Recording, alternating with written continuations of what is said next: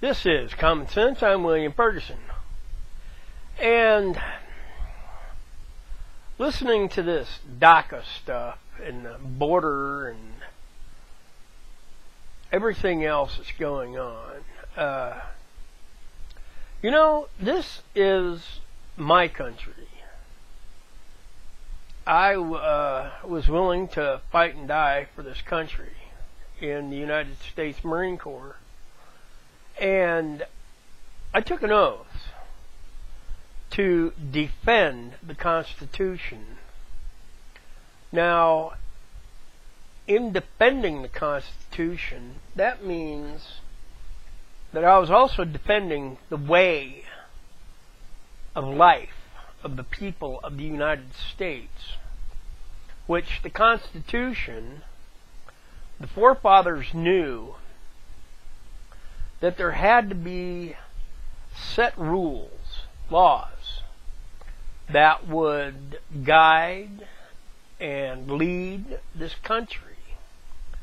And so when they wrote the Constitution, they just didn't sit around and say, oh, hey, you know what? We got to put this in there. No, put that in there. Put this and that in there, and then we're good. No. They actually sat down and thought about, what do we really want in our free country? Because we want a country that the people are free. Free to travel, free from the government, free from tyranny and oppression, free. And we are free. But to you politicians out there that think, oh, well, this is a free country, we can do whatever we want. Because you are a Clinton, that does not mean you can do whatever you want. Because you're a liberal Democrat does not mean you can do whatever you want. It doesn't. It also means that we are a different country from all the other countries on the planet. Which means that we have laws that we abide by, and other countries have laws that they abide by. Now, in order to protect our country, we need a border security. And in order to secure the border, we need a wall. Because we can't afford to have a man standing every 100 feet on the border protecting it. It just wouldn't work. So we need a wall to keep the drugs, the cartels, the violent immigrants, the illegal immigrants, to keep them out. We don't want that here in the United States. And our Constitution was written so that we wouldn't have that. Okay? It's clear. It's clear that the United States wants to live in peace. We want to enjoy a vibrant economy. One that will sustain us. But not only just sustain us. I mean, right now it looks like vacations are going to be better. Cars are going to be more expensive. Well, they're not going to be more expensive, but the people can afford a more expensive car, a bigger house, better food. Because the taxes have been cut. And in cutting taxes, that puts more money in people's pockets. Putting more money in people's pockets means people spend more money. Now, the Democrats don't believe that. The Democrats believe in, no, you give us the money, and we spend the money on foolish things, such as climate change. I've also heard about climate change today, about people flying their G5s and private jets and all the rest of that to Switzerland for the convention. Now, some of these countries are paranoid about climate change. Okay, let me clear this up for you. There is no such thing as climate change. There is seasonal change, which happens summer in the northern hemisphere is winter in the southern hemisphere. Hey, imagine that. And when it's winter in the northern hemisphere, it's summer in the southern hemisphere. Isn't that neat? But that's the way God made the world work. And there is no climate change, okay? There just isn't. God made this world so that it functions correctly. And God knew that there would be automobiles and factories that would burn coal and fuel. He put it here. So, this paranoia about climate change, let it go. Okay? It's just a way for the liberals to take, not anything else. Not anything else. It's just take. It's literally theft. That's all it is. Legalized extortion.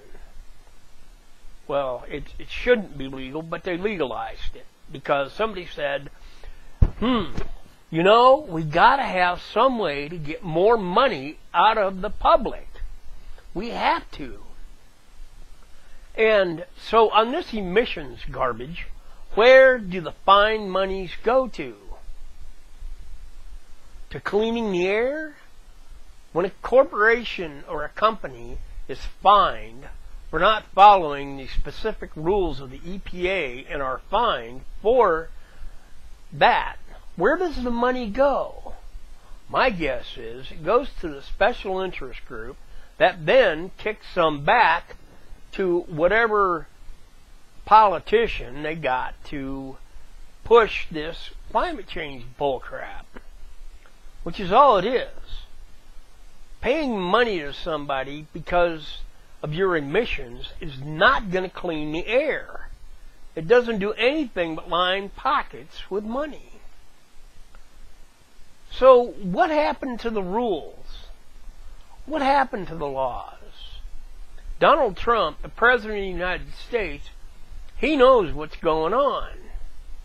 And he said, all right, we're going to dump regulations. We're going to dump this. We're going to cut taxes. We're going to figure stuff out. We're going to get it done. We're going to get a wall built.